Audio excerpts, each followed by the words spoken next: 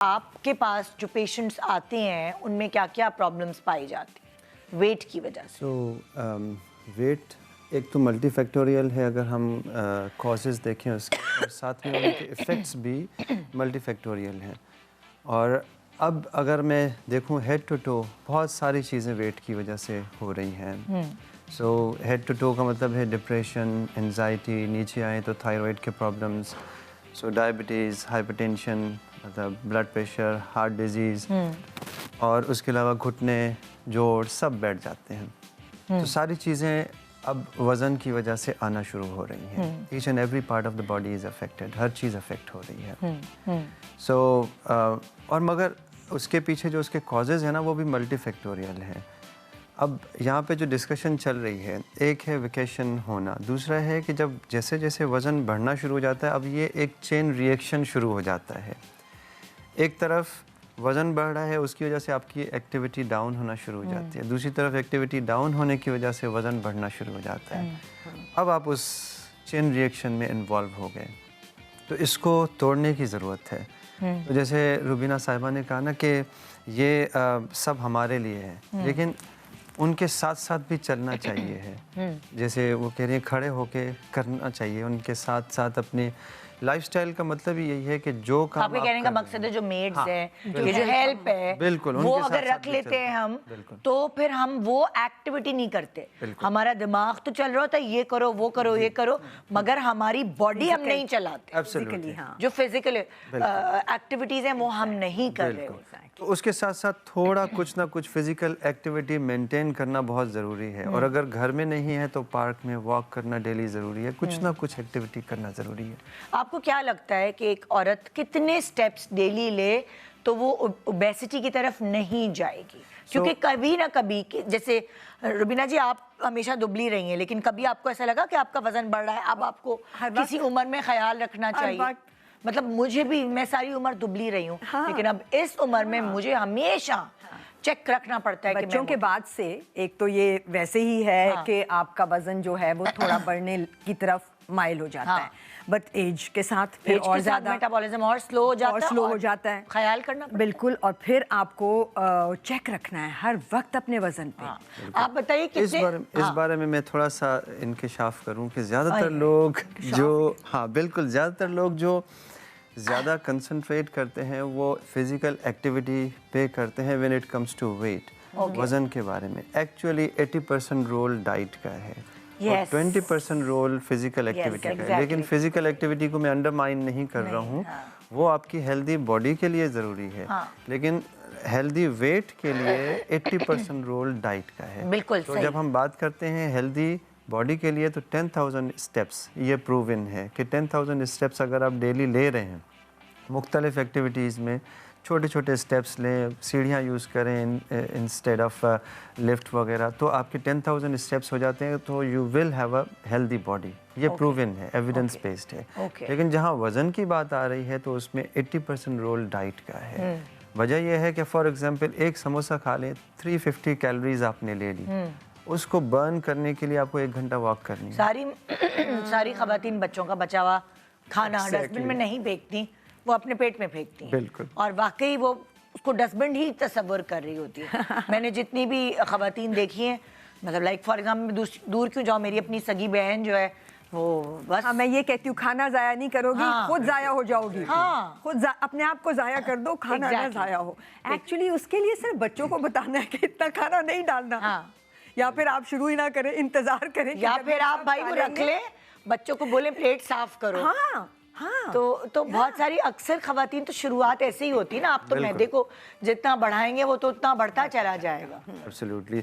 तो जो मैडम ने प्रेगनेंसी का जिक्र किया, देखें एक बॉडी का एक और चीज़ है जो कंसेप्ट अब आ रहा है, वो है सेट पॉइंट। हमारे ब्रेन में जैसे हमारे टेम्परेचर का एक सेट पॉइंट है, 98.5 से बढ़ता नहीं हमारा टेम्परेचर, इसी तरह वेट का भी है सेट पॉइंट। अगर आपका सेट पॉइंट 60 पे सेट है, ड्यू टू प्रेगनेंसी उसमें वेट बढ़ता है, वो सेट पॉइंट ऊपर आ जाता है। जी जी। Immediately after pregnancy you have to bring it down to the set point, जो आपका आइडियल वेट है। एग्जैक्टली नहीं लाएंगे, क्योंकि उसके बाद क्या होता है, लोग पंजीरियाँ खिलाएंगे, मक्खन खिलाएंगे, ये करेंगे वो। प्रेगनेंसी में भी तो लोग कहते हैं डबल खाओ, जो हमारा कॉन्सेप्ट नॉट एनीमोर। अब ये बहुत पहले खत्म हो गई थी बात। जो देखिए ये तो खत्म हो गई है, मगर कर रहे हैं लेकिन जो घर के बुजुर्ग है ना, नहीं नहीं तुम नहीं खा रही हो, तुम डबल खाओ। बिल्कुल। वो कॉन्सेप्ट भी थोड़ा सा करें जरा, उसके हेल्दी होना चाहिए। हाँ। बिल्कुल। तो इमीडिएटली आफ्टर प्रेगनेंसी अगर थोड़ी सी एफर्ट करके 3-4 महीने में वेट को ले आए तो वो एक जो विशियस साइकिल है ना, उससे निकल के आ जाएंगे। क्योंकि फिर वो बढ़ता चला जाता है, वो बड़ा उस वक्त, फिर नेक्स्ट बच्चे में फिर और बड़ा, और फिर वो घटने का नाम नहीं लेगा, वो बढ़ता ही रहेगा जब तक हम अपनी कैलोरीज को रिस्ट्रिक्ट नहीं करें। बिल्कुल, है ना? इसके अलावा मेडिकेशंस भी आजकल हैं इसमें कुछ? बिल्कुल बिल्कुल, मेडिकेशंस भी हैं। तो अगर बात यह है कि डिपेंड करता है कि पेशेंट को या आदमी को किस चीज़ की ज़रूरत है, उसका टारगेट कितना है, कितना वेट लॉस करना है, शॉर्ट टर्म है, लॉन्ग टर्म है, मल्टीपल ऑप्शंस हैं। क्रेविंग्स जो होती हैं उसकी कोई वजूहात होती हैं, कोई डेफिशिएंसीज होती हैं विटामिन्स मिनरल्स की, वो क्या है? क्रेविंग्स की वजह से लोग बहुत डाइट नहीं कर पाते। ओके, सो क्रेविंग्स का जो पीछे हम जाएं तो एक जो मेन वजह है वो हमारी साइकोलॉजी है, क्रेविंग्स साइकोलॉजी। और दूसरी तरफ जो हम अगर बात करें वो क्रेविंग्स हैं इंसुलिन रेजिस्टेंस की वजह से। अब क्या है, विशियस साइकिल जो मैं बार बार लफ्ज़ यूज़ कर रहा हूँ, वज़न बढ़ा, इंसुलिन रेजिस्टेंस होती है, यानी इंसुलिन बॉडी में है मगर जो ग्लूकोज है वो सेल्स में अंदर नहीं जा रहा है। तो वो क्या कहते हैं, एक समंदर ने आवाज़ दी मुझको पानी पिला दीजिए, तो वो उसके नतीजे में इंसुलिन और बढ़ता जा रहा है। अब इंसुलिन एक्ट नहीं कर पा रहा है, इसको इंसुलिन रेजिस्टेंस कहते हैं। अब इंसुलिन है मगर काम नहीं कर रहा है, बॉडी चाह रही है कि मुझे शुगर चाहिए है मगर इंसुलिन अंदर नहीं भेज पा रहा है। कैसे, क्यों, वजह क्या है? रेजिस्टेंस, जैसे से वेट बढ़ना शुरू हो जाता है, सेल्स के ऊपर रिसेप्टर्स होते हैं, वो रिसेप्टर्स ऐसे समझ लें गेट है, वो गेट बंद है।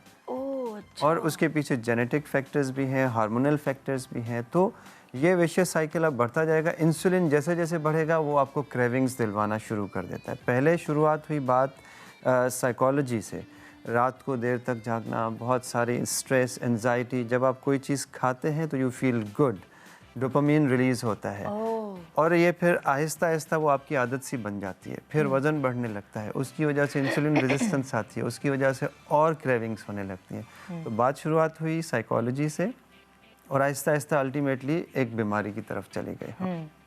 तो दोनों लेवल्स पे काम करना है, साइकोलॉजी, साइकोथेरेपी। हम इसीलिए कहते हैं कि जो हमारा जो शोबा है बेरियाट्रिक सर्जरी, उसके अंदर सिर्फ सर्जरी करना नहीं है, साइकोथेरेपी करना है, मेडिकल मैनेजमेंट साथ साथ देनी है। तो अगर जिसको डोपामीन खाने से मिलता है और वो खाना छोड़ दे तो उसको डोपामीन कहाँ से मिलेगा फिर? So dopamine is short acting. Dopamine हम कह लें हैप्पी हार्मोन। बिल्कुल सही है ना, इस तरह इसको प्लेजर कहते हैं। कहें, हैप्पी हार्मोन, फील गुड है, खाने में खुशी मिलती है और किसी चीज में खुशी नहीं मिलती। एग्जैक्टली, और वो एक सडन स्पाइक होता है, हाँ स्टे नहीं करता है। हाँ बिल्कुल। उसमें मैडम भी आपको इस सवाल में हेल्प करेंगी, लेकिन उसके लिए आपको फिर रिप्लेसमेंट थेरेपी देनी पड़ती है कि पेशेंट इसकी तरफ क्यों जा रहा है, हाँ। घर में ऐसा क्या हो रहा है, उस पर भी एक्ट करना है, उसको दूसरी थेरेपीज की तरफ लेके जाना पड़ेगा। For example walk, gym, exercise, उनकी तरफ जाना पड़ेगा। किसी की कंपनी की ज़रूरत है डोपामीन रिलीज करने के लिए, है ना? सो डोपामीन इज शॉर्ट एक्टिंग और वो एडिक्टिव हार्मोन है, वो प्लेजर हार्मोन है, हैप्पीनेस के लिए नहीं है। Happiness is long lasting, long acting. मसला यही है कि dopamine is addictive. In order to उतना ही इफेक्ट आने के लिए जो आपको प्लेजर है अगली दफ़ा और चाहिए। अगर आपका एक हार्मोन डोपामीन इतनी लेवल पे आया और आपको इतना प्लेजर मिला एक चॉकलेट से, अगली दफ़ा उसको थोड़ा सा 1.5 चॉकलेट करना पड़ेगा इन ऑर्डर टू हैव। क्योंकि जब मैं चॉकलेट खाती हूँ तो मैं पागलों की तरह खाती हूँ और जब मैं छोड़ती हूँ तो भी पागलों की तरह छोड़ती हूँ। ये तो क्या है? इसमें जो रिप्लेसमेंट की मैं बात कर रहा हूँ, जैसे साइकोथेरेपिस्ट हैं, तो ये किस तरह से इसमें रिप्लेसमेंट दूसरे सिम्प्टम में पेशेंट को लेके जाते हैं, इसमें ये भी हेल्प कर सकते हैं। बिल्कुल।